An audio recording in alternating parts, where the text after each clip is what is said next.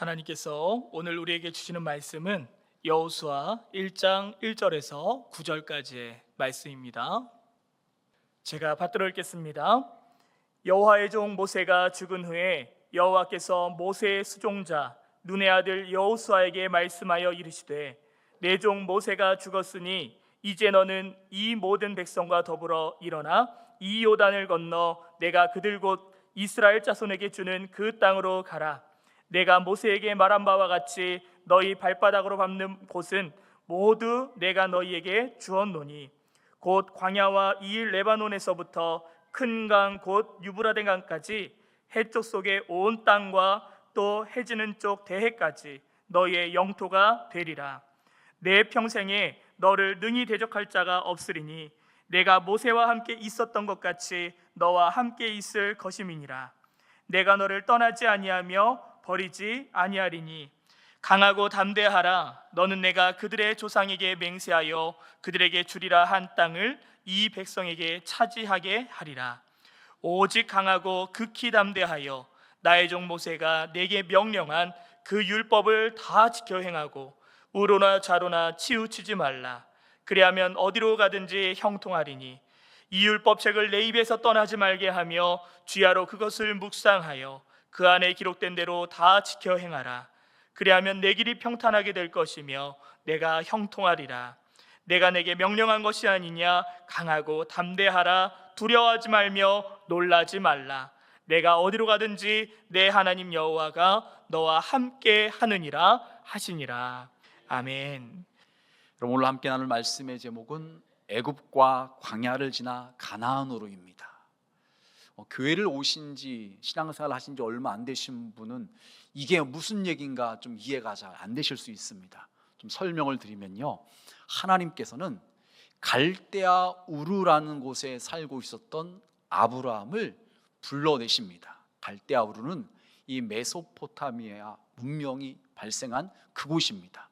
쉽게 말해 살기 좋고 풍요로운 곳에 살고 있었던 아브라함을 하나님께서 불러내셔서 가나안 땅으로 인도하십니다.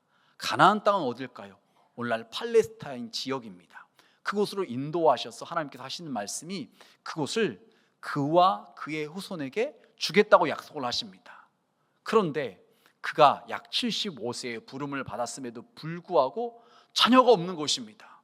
하나님께서는 약속하시기를 그의 후손을 하늘의 별과 같이 바다의 모래와 같이 많게 하시겠다고 말씀하셨는데 시간이 한 해 두 해 흘러감에도 불구하고 99세가 되었을 때까지도 전혀 후손이 생기질 않는 것입니다.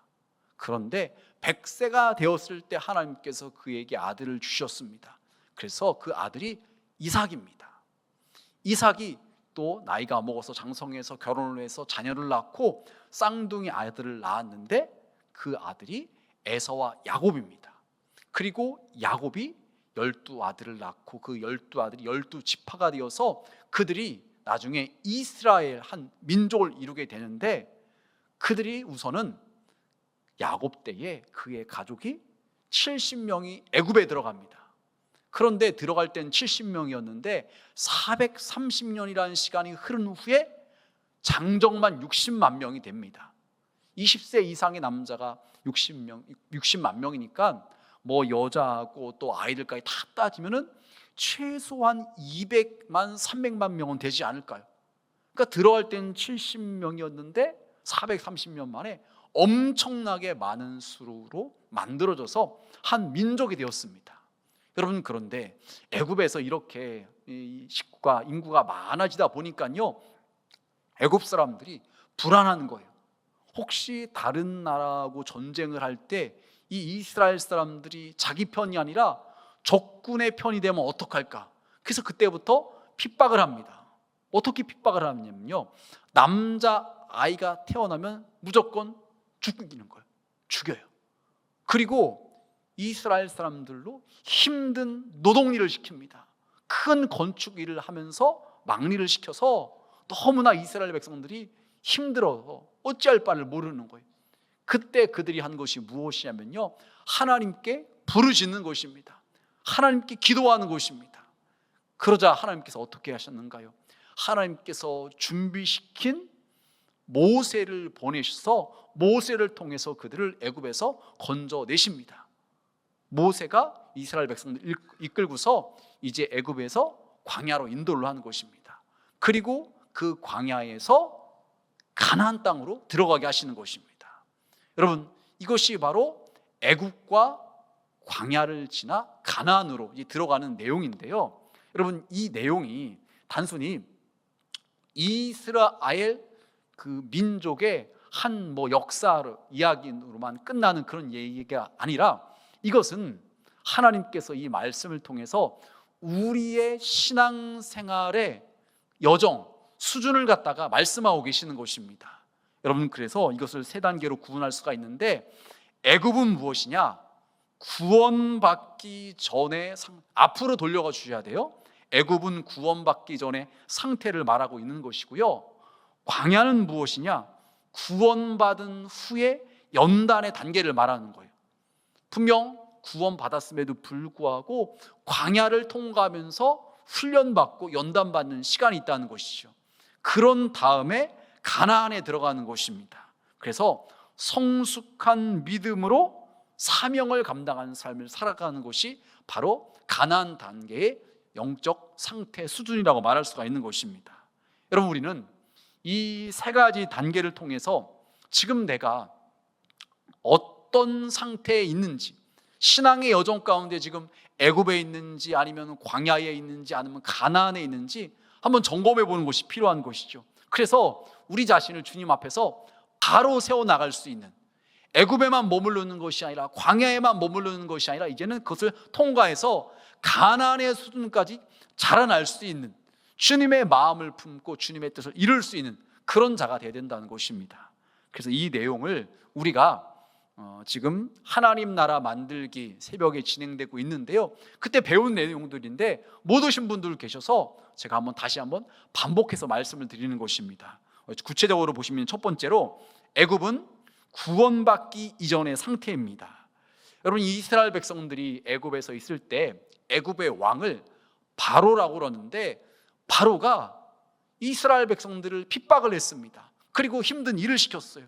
그래서 이스라엘 백성들은 바로에게 충성했고 바로를 위해서 일을 했고 바로가 주는 음식을 먹고 살았습니다. 그런데 여러분, 이것을 갖다가 오늘날 우리에게 적용한다면, 신앙적으로 영적으로 적용한다면 이것은 무엇이냐? 마귀가 시키는 대로 마귀를 위해서 마귀를 기쁘게 하는 삶을 산 것이 바로 애굽에서의 삶이라는 것입니다. 여러분, 우리는 예수 믿기 전에는 이것을 몰라요. 아니, 내가 무슨 마귀를 위해서 살고 마귀가 주는 음식을 먹고 마귀를 기쁘게 해, 이게 잘 모르죠. 근데 예수 믿고 구원받고 나서 보면은, 아, 맞아, 내가 하나님과 상관없이 하나님의 마음을 아프게 하고 마귀가 원하는 대로 그렇게 살아왔다는 것이 뒤늦게 깨달아지는 것입니다. 여러분, 그래서 요한일서 3장 8절 이렇게 말을 해요. 죄를 짓는 자는 마귀에게 속하나니 마귀는 처음부터 범죄함이라. 이 마귀가 아담과 하와를 유혹해서 죄짓게 만들었잖아요. 그것처럼 예수 안 믿는 성도들에게 마귀는요, 그들을 붙잡고서 죄짓게 만들고 마귀에게 속해서 마귀를 위해서 살아가게 만드는 것이에요. 요한복음 8장 44절도 그렇게 말을 합니다. 너희는 너희 아비 마귀에게서 났나니 너희 아비의 욕심대로 너희도 행하고자 하느니라.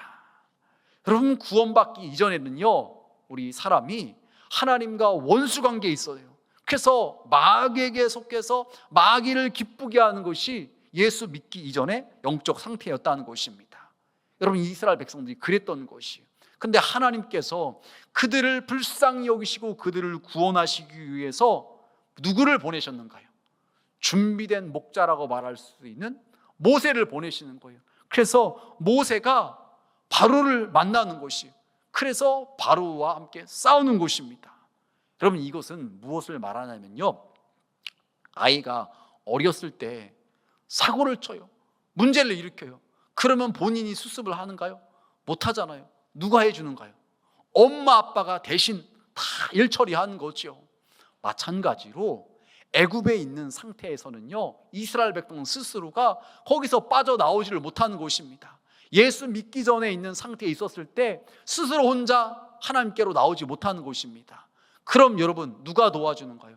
모세가 도와준 것처럼 먼저 예수 믿고 구원받고 하나님을 만난 우리 성도들이 아직 믿지 않는 자들을 위해서 기도해주고 섬겨주고 예수님을 전해주고 알려줘서 그들로 하여금 마귀의 권세에서 벗어나서 이제는 자유를 누리고 하나님의 자녀가 되게 만들고 하나님 안에서 은혜와 평강을 누릴 수 있도록 도와줘야 된다는 것입니다.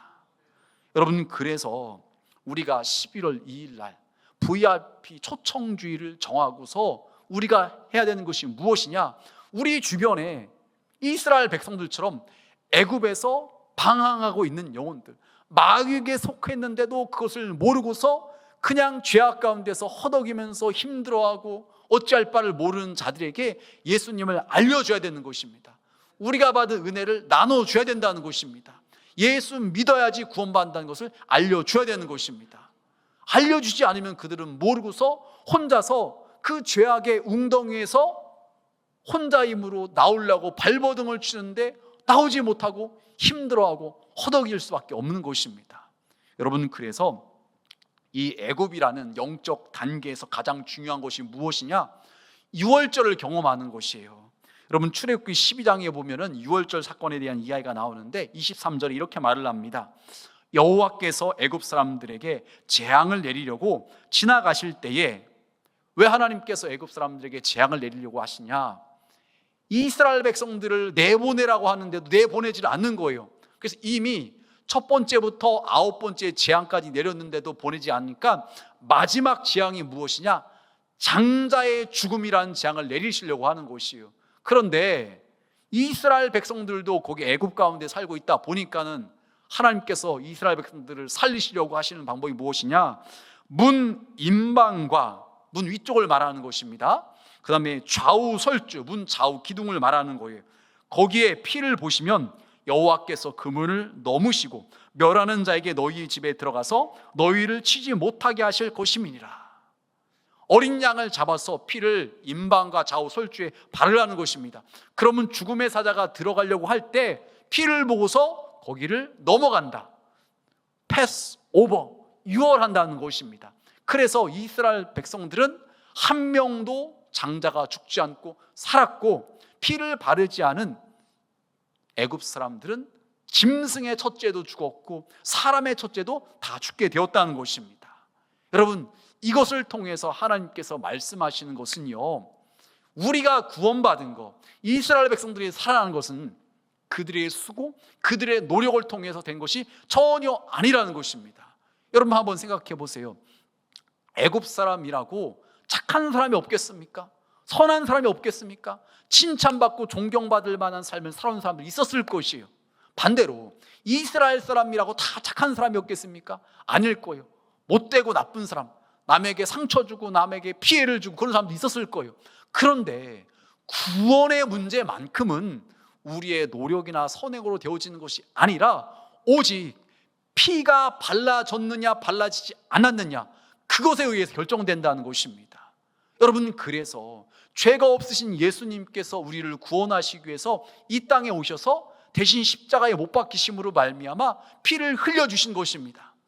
이 사실을 믿고 받아들이는 사람은요, 우리의 마음에 피가 발라진 것이고, 그래서 죄값이 다 치러진 것이고 죄가 씻음받은 것입니다. 그래서 구원받게 될 수가 있는 것이죠. 여러분, 그래서 에베소 2장 8절과 9절 이렇게 말을 합니다. 우리 다 같이 한 목소리로 봉독하시겠습니다. 너희는 그 은혜에 의하여 믿음으로 말미암아 구원을 받았으니 이것은 너희에게서 난 것이 아니요 하나님의 선물이라. 행위에서 난 것이 아니니 이는 누구든지 자랑하지 못하게 함이라. 아멘. 우리의 행위로 구원받은 것이 아니라 전적인 하나님의 은혜로 구원받는 줄 여러분 믿으시길 바랍니다. 여러분, 그래서 이 사실이 깨달아지고 믿는 우리는요, 아직 예수님을 믿지 않는 자들에게, 애굽과 같은 상태에 있는 자들에게 복음을, 예수님을 전해줘야 되는 것입니다. 그래야지 구원받을 수가 있는 것입니다. 여러분, 다음으로 두 번째 상태는요, 광야의 상태입니다. 광야는 어떤 상태이느냐? 구원받은 후에 연단의 단계를 받는 과정이라고 말할 수가 있습니다. 여러분, 이스라엘 백성들이 애굽에서 나온 다음에 즉각적으로 가나안 땅에 들어간 것이 아니라 광야에서 40년의 시간을 보냅니다. 그리고 거기서 연단을 받습니다. 여러분, 연단의 목적이 무엇인가요? 자기를 부인하게 만드는 것이, 낮아지는 것입니다. 겸손하는 것입니다. 하나님보다 더 사랑하는 것을 내려놓게 만드는 것입니다. 우리의 생각, 우리의 가치관이 하나님의 사람으로, 믿음의 사람으로, 말씀의 사람으로 바뀌어지게 하는 것이 바로 광야의 연단의 단계인 것입니다. 여러분, 그래서 신명기 8장 2절과 16절은 이렇게 말을 해요. 이 40년 동안에 내게 광야길을 걷게 하신 것을 기억하라. 이는 너를 낮추시며 너를 시험하사라고 말씀하고 있어요. 그다음에 16절 말씀도 비슷한 말씀인데요. 너를 낮추시며 너를 시험하사 마침내 내게 복을 주려 하심이었느니라. 하나님께서 이스라엘 백성들 광야를 통과하게 하셨습니다. 여러분, 광야라는 곳이 참 쉽지 않은 곳이에요. 일교차가 너무 큽니다. 새벽과 밤에는 너무 춥습니다. 그런데 또 낮에는 너무 더워요. 저도 성지순례를 가봤지만 그 광야에 가서 보면은 큰 바위와 같은 것들만 보이고 풀 같은 거, 나무는 거의 찾아보는 것이 쉽지가 않습니다. 제가 그곳에 가서 어떻게 이런 곳에서 40년간 살 수가 있었을까? 참 이해가 안 돼요. 그런데 여전히 베두인이라는 사람들은 그곳에서 지낸다고 하는 것이, 일반 사람들은요 조금도 살 수가 없는 곳이 그 광야인 것입니다. 그런데 이스라엘 백성들을 하나님께서는 그 광야로 인도하십니다. 척박하고 간조한 땅, 그곳에서 어떻게 살아갈 수가 있을까요? 그곳에서는요 쉽게 원망과 불평이 나올 수밖에 없는 곳이에요. 여러분, 그런데 그렇다 할지라도 그곳에서 원망과 불평을 하는 것이 아니라 하나님께서 그들 가운데 베푸르신 은혜를 발견하고서 감사를 고백할 수 있어야 되는 것입니다. 하나님께서 그것을 훈련시키시려고 이스라엘 백성들을 그곳으로 인도하신 것입니다. 여러분, 그래서 출애굽기 13장 21절과 22절 말씀에 보면 이런 말씀이 나옵니다. 여호와께서 그들 앞에서 가시며 낮에는 구름 기둥으로 그들의 길을 인도하시고 밤에는 불 기둥을 그들에게 비추사 낮이나 밤에나 진행하게 하시니 낮에는 구름 기둥, 밤에는 불 기둥이 백성 앞에서 떠나지 아니하니라.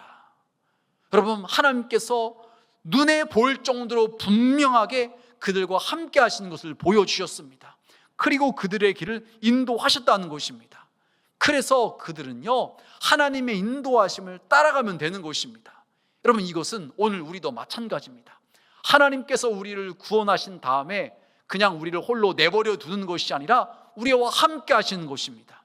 그리고 우리의 길을 인도하시는 것이, 우리는 우리의 길을 인도하시는 그 주님을 잘 보고서 잘 듣고서 따라가면 되는 것입니다.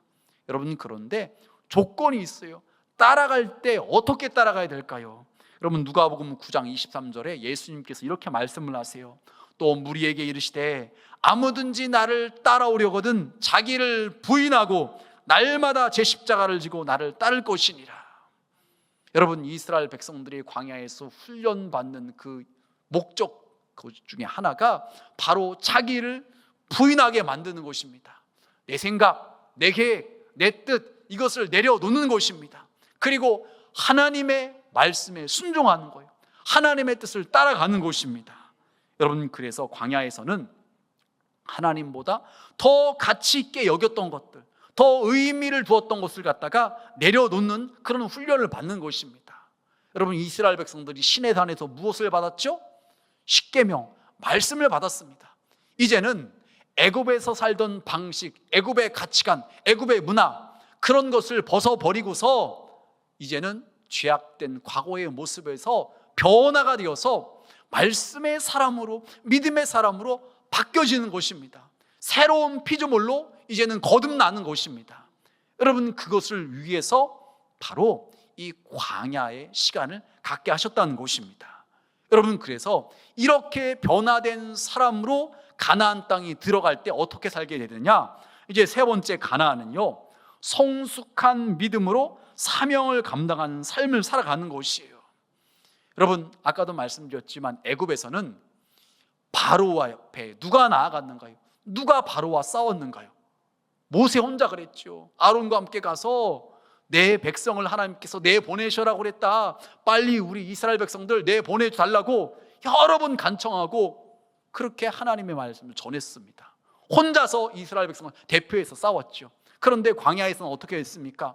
모세가 기도해야지만, 손이 올라가야지만 전쟁에 승리했기 때문에 모세가 피곤해서 팔이 내려올 때 아론과 우리 옆에서 붙잡아줘서 팔이 내려오지 않게 했습니다. 그리고 전쟁에서는 누가 싸웠는가요? 여호수아가 백성들과 함께 나가서 싸웠습니다. 이처럼 함께 협력하여 싸웠던 것이죠. 여러분, 그런데 가나안 땅에서는 어떻게 싸웠느냐? 각 지파별로 지파에 속한 사람들이 다 직접 전쟁에 참여해서 그들이 분배받은 땅을 갖다가 정복하고 그 땅을 갖다가 취하게 되었던 것입니다. 여러분, 가나안 땅에 들어오면 우리 스스로가 우리의 삶의 자리에서 하나님께서 약속하신 그 땅을 갖다가 믿음으로 성취하는 것입니다. 믿음으로 싸워서 정복할 수 있어야 되는 것입니다. 여러분, 그런데 이 가나안 땅을 정복한다는 것이 단순히 그 물리적인 땅만을 말하는 것이 아니라 우리의 마음이라고 말할 수가 있는 것입니다.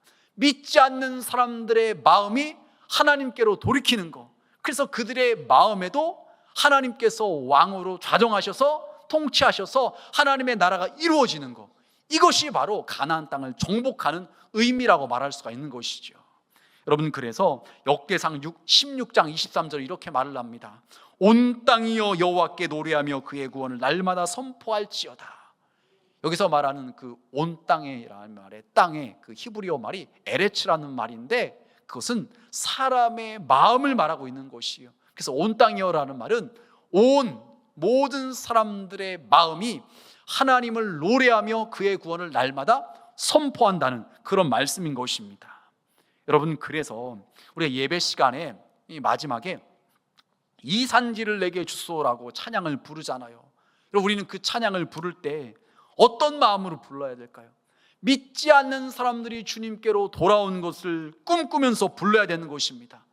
우리의 VIP들, 전도 대상자들이 주님께로 돌아온 것을 기대하며 꿈꾸고 바라는 그런 마음으로 부르는 것입니다. 또한 이 지역이 성시화되고 하나님의 나라가 세워지는, 확장되는 것을 꿈꾸면서 부르는 것이죠.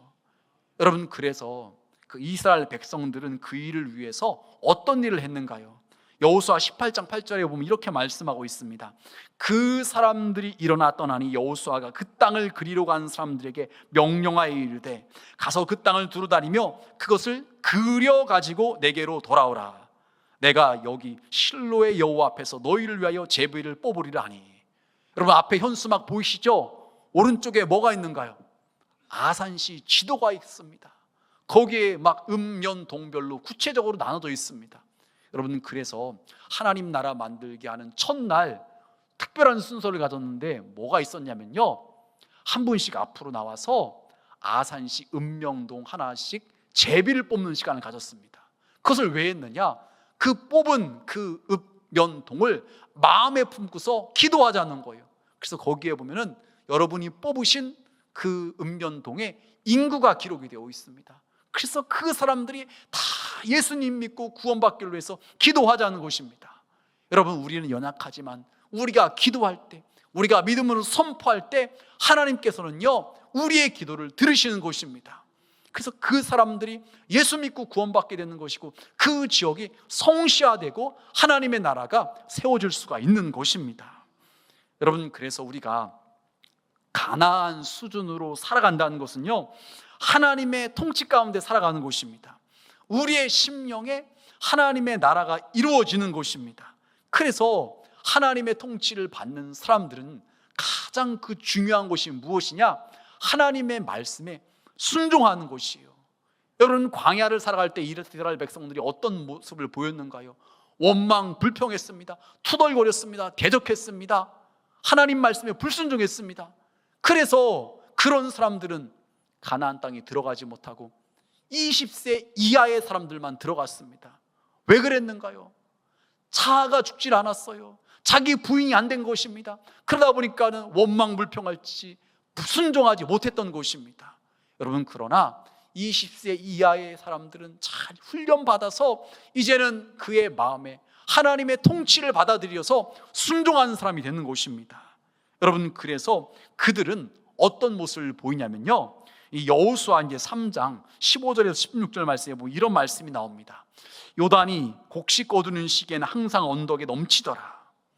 요단강을 건너서 이제 여리고성을 정복을 해야 되는데 그들이 지금 들어갈 시기에는요, 물이 불어서 건너갈 수가 없어요.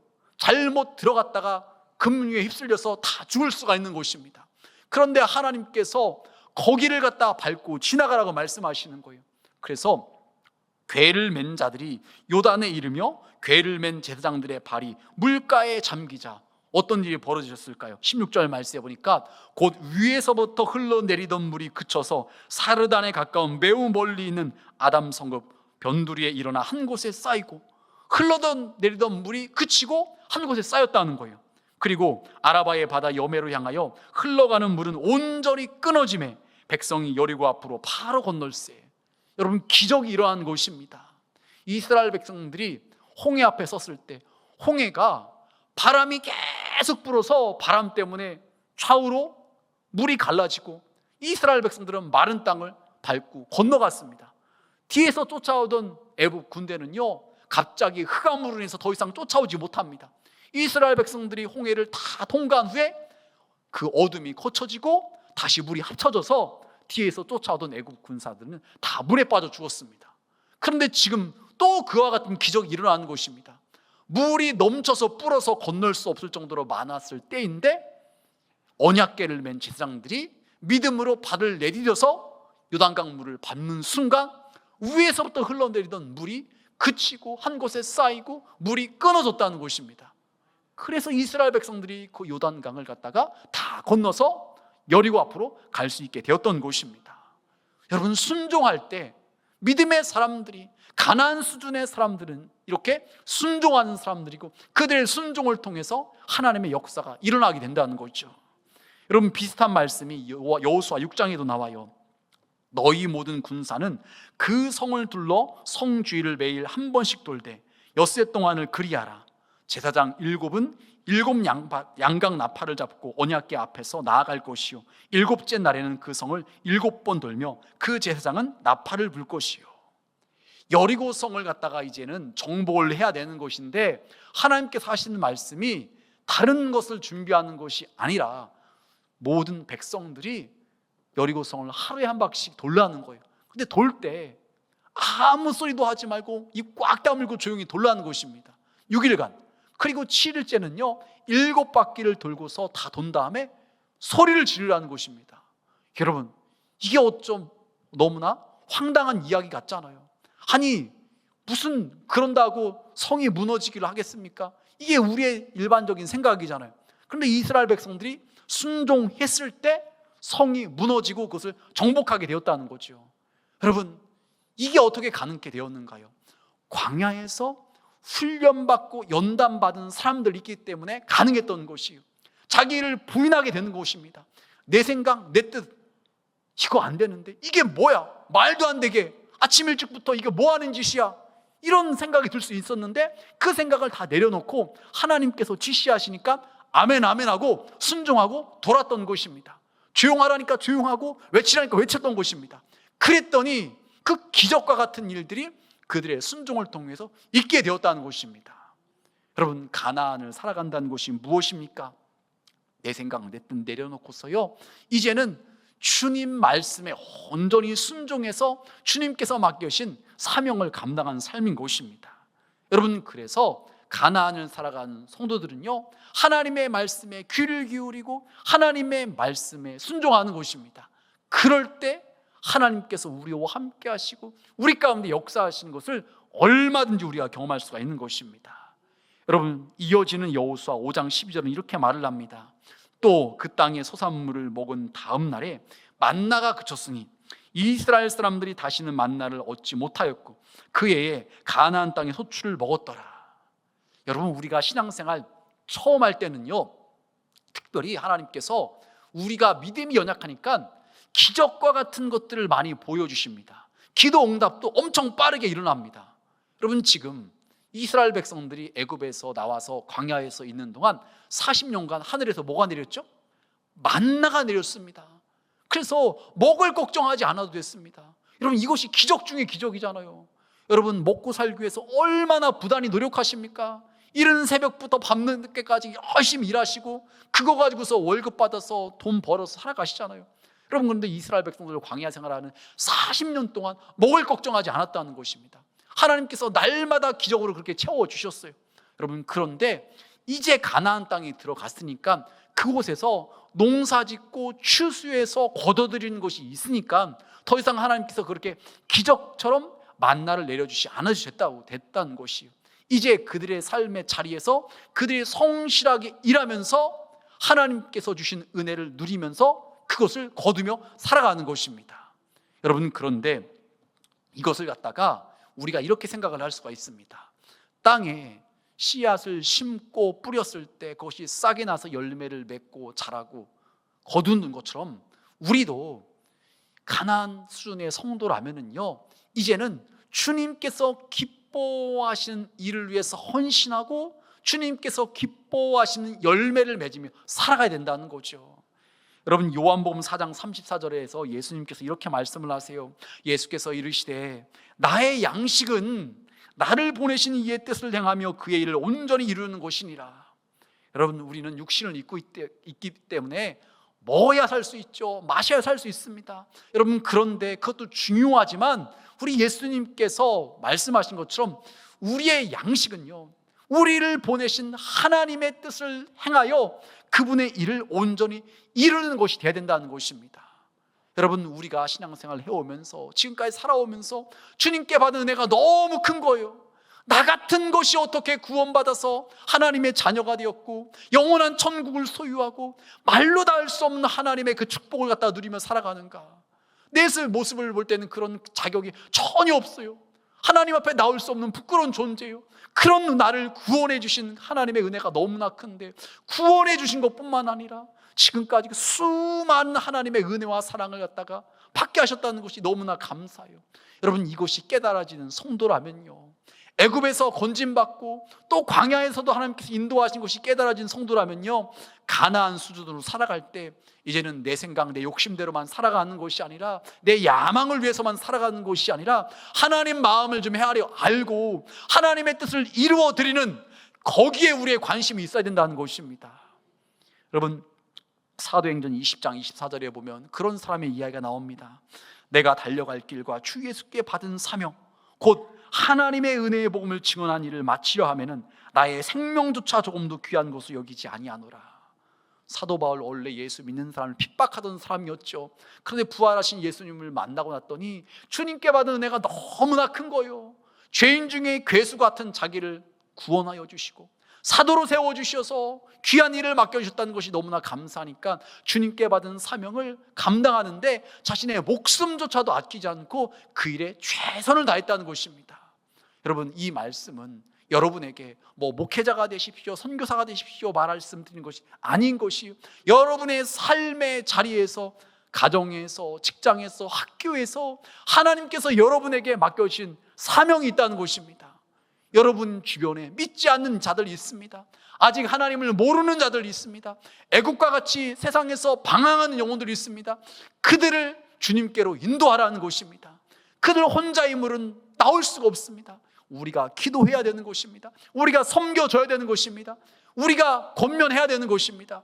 그럴 때 그들의 마음이 열리고 성령께서 그들 가운데 역사하셔서 그들이 건진받을 수가 있는 것입니다. 여러분, 말씀을 정리하겠습니다. 11월 2일은 VIP 초청 주일입니다. 여러분, 저와 여러분이 구원받은 것은 누군가가 우리가 애국과 같은 곳에 있었을 때 오랜 시간 동안 우리를 위해서 기도했고 우리를 섬겨줬고 우리에게 예수를 알려줬기 때문에 구원받은 것입니다. 마찬가지로 우리도 우리 주변에 있는 그 믿지 않는 영혼들, 애국과 같은 곳에서 방황하고 있는 영혼들을 갖다가 건져내 줘야 된다는 것입니다. 여러분, 오늘 말씀 세 가지를 말씀드렸죠. 우리의 신앙의 수준이, 상태가 애굽과 같은 곳에 있느냐, 광야 같은 곳에 있느냐, 아니면 가나안 수준으로 살아가는 성도인가. 여러분, 아무리 오랫동안 신앙생활을 했다 했을지라도요, 여전히 세상의 죄악 가운데 거하고 있고 하나님과 상관없이 살아가고 있다면요, 애국과 같은 곳에서 머무르고 있는 것이요. 또한 더 나아가서 자기를 부인하지 않고 자기 욕심대로만, 자기 뜻대로만 살아가려고 한다면요, 여전히 광야에서 방황하고 있는 것입니다. 여러분, 그렇지만 이제는 주님께 받은 은혜와 사랑에 감사하여서 주님께서 나에게 맡겨진 사명을 감당하려고 애쓰는 사람, 그 사람은요 가나안 수준으로 살아가고 있는 것입니다. 여러분, 우리는 어떻게 살아가야 될까요?